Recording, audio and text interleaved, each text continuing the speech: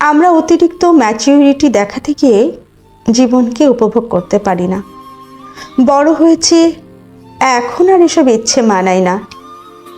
লোকে কি ভাববে, সমাজের চোখে ছোট হব, এগুলো বাচ্চামি এখন আমাদের সাজে না। এসব কিছু ভেবে আমরা প্রতিনিয়ত নিজের ইচ্ছে, শখ, স্বপ্নগুলো নিজের হাতে মেরে ফেলছি। অতঃপর নিজেকে মৃত মনে করে অনুভূতিহীন হয়ে জীবন পার করছি। আপনার যদি ৪৫ বছর বয়সে গিয়েও বৃষ্টিতে ভিজতে মন চায়, কিছু না ভেবে উঠোনে নেমে পড়ুন। আপনারা স্বামী স্ত্রী একসাথে যদি একান্ত সময় কাটাতে মন চায়, দূরে কোথাও চলে যান। ইস, ছেলে মেয়ে বড় হয়েছে কি ভাববে, এই চিন্তা মাথা থেকে ঝেড়ে ফেলুন। বুড়ো বয়সে যদি আপনার ভালোবাসার অর্ধাঙ্গিনীর চুলে বেনি করতে মন চায়, তাও করে দিন। নাতিপুতি হয়েছে তো কি হয়েছে, আনন্দ নিয়ে জীবন কাটান। কলিগের সাথে আড্ডায় বসে যদি আপনাকে ফর্মালিটি মেনটেন করতে হয়, তাহলে আড্ডা থেকে দূরে চলে আসুন।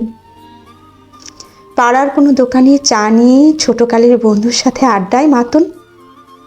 অন্তত মন খুলে কথা বলতে থাকুন। বউয়ের হাত ধরে ভালোবাসি বলতে মন চাচ্ছে, কানে সাদা গোলাপ ফুল দিতে মন চাচ্ছে, পায়ে পায়েল পরাতে ইচ্ছে করছে, করে ফেলুন।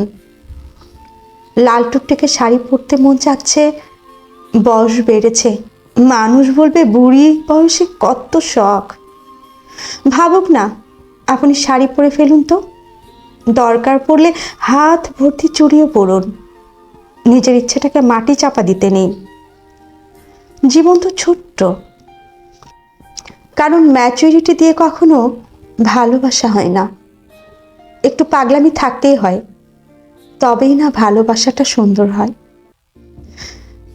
লোকে এমনিতেও আপনাকে ভালো চোখে দেখবে না। তাদের কথা ভেবে অতিরিক্ত ম্যাচুরিটি দেখাতে গিয়ে জীবনকে অসুন্দর করে তুলবেন না। নিজের ভালো থাকার জন্য হলেও একটু পাগলামি করুন। সুন্দর করে জীবনকে উপভোগ করতে পারবেন তাহলে।